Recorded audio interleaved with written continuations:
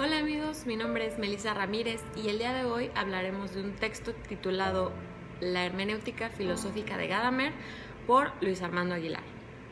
En primer lugar, ¿quién es Gadamer, no? Él es un filósofo alemán llamado Hans Georg Gadamer, de los más importantes filósofos del siglo XX. Él fue discípulo de Martin Heidegger y es conocido por su obra titulada Verdad y Método y también por renovar y reinventar la hermenéutica, por lo que es conocido como el padre de la hermenéutica filosófica contemporánea. Este es el tema que nos va a concernir el día de hoy. Para empezar, la hermenéutica se define como la ciencia de la interpretación, o con palabras de nuestro autor, exactamente la hermenéutica es el arte del entendimiento que se sustenta en el diálogo del lector que establece con la obra. Dicho nombre se aplica también a la explicación de documentos escritos y por este motivo puede definirse como la ciencia de la interpretación del lenguaje de los autores y también nos permite interpretar los textos a partir de la experiencia personal del intérprete. Debe quedar claro que la hermenéutica es una herramienta fundamental para el análisis del contenido, debido a que nos aproximamos al texto a partir de nuestra propia experiencia de vida individual y única. Ahora explicaremos más lo que dice Gadamer en el texto de Luis Armando Aguilar. Para ello, tenemos que interpretar el contexto en el que vivía Gadamer, y es que para ese entonces, a principios del siglo XX o a finales del siglo XIX, la hermenéutica solo existía para ciertas ciencias que, por ejemplo, interpretaban los textos legales, religiosos o literarios. Y entonces Gadamer toma varios autores y hace una síntesis para definir la hermenéutica como una ciencia en general que consiste en el arte del entendimiento en sí mismo, y entonces se puede aplicar a cualquier tipo de texto. Entonces, ya que entendimos a la hermenéutica como el arte del entendimiento, este consiste, según Gadamer, en reconocer como principio supremo el dejar abierto el diálogo. Es algo que él explica, es algo peculiar porque tenemos que fijarnos en lo mucho que queda por decir cuando algo se dice, no realmente en el texto explícito que se dice, sino en lo que hay detrás, en lo demás que podemos interpretar de lo que se dice. Su punto de partida es la experiencia de la finitud de comprensión del ser humano y hace suya una expresión de Heidegger, pues es su discípulo, que es textualmente: el lenguaje es la casa del ser. Entonces, para comenzar a comprender, hay que reconocer que lo dicho en una conversación no es lo decisivo y no es lo final, sino lo que hace que lo dicho se convierta en palabra es lo no dicho, que en lo dicho podemos captar. Es decir, Gadamer llega a hablar de la necesidad de comprender al otro como principio máximo de la virtud de la hermenéutica. Si no te entregas al otro, entonces no es tan fácil que comprendas la finalidad del texto o del diálogo que se emprende entre las dos partes.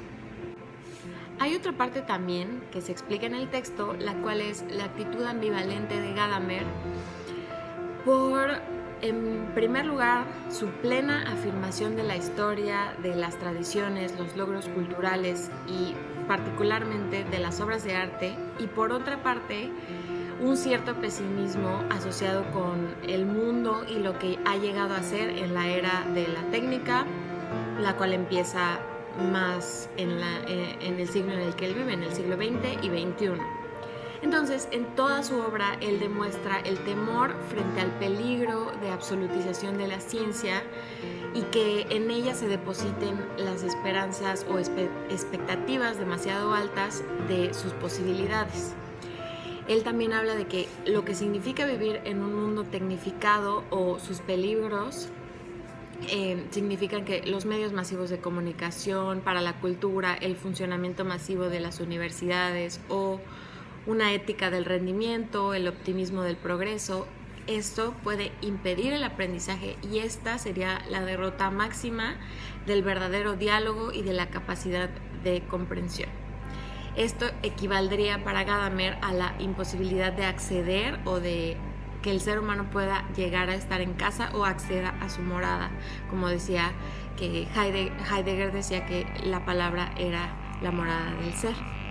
Lo que él propone como solución es que se cultive el lenguaje en sus posibilidades más propias de encontrar la palabra precisa, pero también la contraparte del silencio elocuente.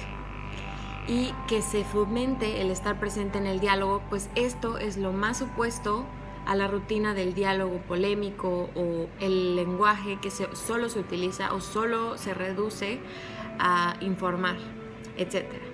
Entonces, él también dice que el mundo es morada o casa u hogar porque estamos en conversación permanente en él, ¿no? Ahí reside la esencia del comprender y de la comunicación, cuya forma más acabada se da en la amistad. Porque lo que hace que algo sea una conversación es el hecho de que encontremos en otro algo que no habíamos encontrado en nuestra propia existencia o en nuestra propia experiencia del mundo. Y eso termina finalmente en la amistad. Por último, Gadamer constata los límites de toda comprensión en los límites o las limitaciones del ser humano, del propio ser humano.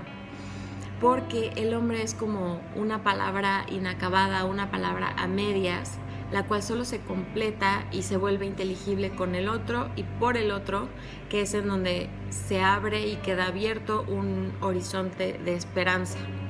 Porque al conversar, al tener el diálogo, que es en lo que hace mucho énfasis Gadamer, en el diálogo abierto, ahí trasciende el ser humano, trasciende sus límites y se hace el diálogo, se vuelve capaz de comprender más, de comunicar más, y lo que hay que recordar es lo humano y también los riesgos que tiene el deshumanizar o el confiar demasiado en la tecnología y en la técnica. Para concluir, quiero dejarles una frase que dice: Gadamer cree que a través del lenguaje, pero en su forma de conversación, puede recuperarse la posibilidad de hacer metafísica, de oír la voz del ser, pero en el murmullo del lenguaje mismo. Y con eso concluimos el tema del día de hoy, de un texto de Luis Armando Aguilar titulado La metafísica filosófica de Gadamer. Yo soy Melissa Ramírez y nos vemos a la próxima. Gracias.